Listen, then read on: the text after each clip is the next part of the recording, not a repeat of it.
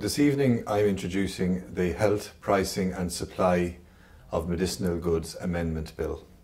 The purpose of my bill is to allow orphan drugs, which under the current system are not assessed differently, to give them some opportunity to get reimbursed in the Irish medical system. Currently in the EU there are 153 products licensed by the European Medicines Agency. Only 53 of those products are available in Ireland, which is 35% and the lowest of the EU developed countries, comparing that to Germany, where over 90% of these drugs are available. So the purpose of my bill this evening is to look at a new approach in which by drugs for rare diseases and ultra-rare diseases are giving a qualitative assessment and allow the drug companies some solace and some hope that their product will get past the system.